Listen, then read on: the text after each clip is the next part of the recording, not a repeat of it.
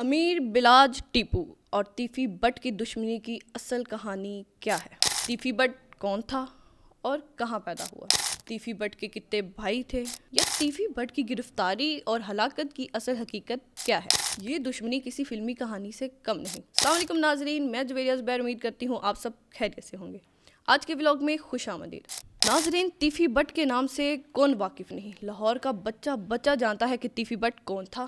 لاہور کے علاقے گلشن راوی سے تعلق رکھنے والے خواجہ طریف گلشن عرف تیفی بٹ ایک عرصے سے پولیس کو مطلوب تھا۔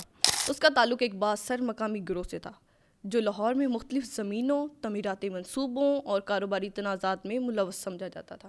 پولیس کے مطابق تیفی بٹ پر درجنوں مقدمات درج تھے، جن میں اقدام قتل، اغوا برائے تاوان اور لین دین کے جھگڑے بھی شامل تھے۔ اس کے قریبی رشتہ داروں میں خواجہ گوگی بٹ اور خواجہ اظہر گلشن جیسے معروف نام بھی شامل ہیں۔ امیر بلاج ٹیپو لاہور کے ایک معروف کاروباری بااثر خاندان ٹرکاں والا گروپ سے تعلق رکھتے تھے۔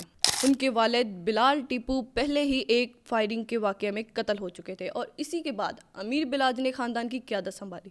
تیفی بٹ اور ٹیپو فیملی کے درمیان پرانا کاروباری جھگڑا اور علاقائی اثر و رسوخ کی جنگ چل رہی تھی۔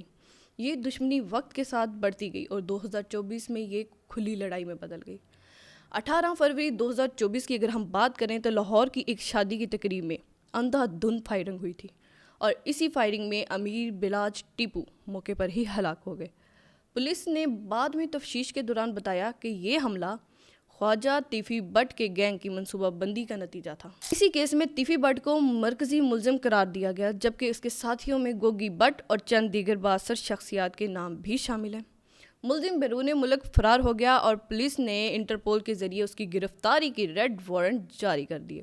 اکتوبر 2025 میں دبئی میں موجود خواجہ طریف عرف تیفی بٹ کو انٹرپول کی مدد سے گرفتار کر لیا گیا۔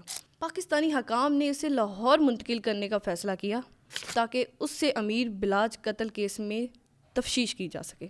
اور 10 اکتوبر 2025 کی رات جب پولیس کی CCD ٹیم تیفی بٹ کو کراچی سے لاہور لے کر جا رہی تھی تو رحیم یار خان کے علاقے سنجار پور کے قریب 2 مشکوک گاڑیوں نے پولیس وین کا پیچھا شروع کر دیا۔ پولیس کے مطابق ان گاڑیوں میں موجود افراد تیفی بٹ کو چھڑانے آئے تھے۔ کچھ ہی دیر میں اندھا دھند فائرنگ شروع ہو گئی جو تقریباً 25 منٹ تک جاری رہی اور اسی دوران ایک شخص شدید زخمی حالت میں ملا جس کی شناخت بعد میں خواجہ طریف عرف تیفی بٹ کے طور پر ہوئی۔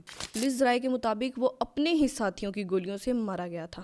زخمی پولیس اہلکاروں کو اسپتال منتقل کر دیا گیا، جبکہ موقع پر بھاری نفری تعینات کر دی گئی۔ پولیس نے اس واقعے کے بعد علاقے کو گھیرے میں لے لیا اور حملہ آوروں کی تلاش کے لیے خصوصی ٹیمیں تشکیل دے دی۔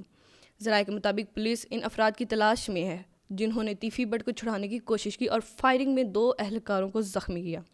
خواجہ طریف عرف تیفی بٹ کی موت نے لاہور کی پرانے گینگ وار کلچر کو ایک بار پھر سامنے لا دیا ہے۔ یہ کہانی صرف ایک قتل یا گرفتاری کی نہیں بلکہ طاقت، پیسہ اور انتقام کی جنگ کی ہے جو لاہور کے جرائم کی تاریخ میں ایک نیا باب بن چکی ہے۔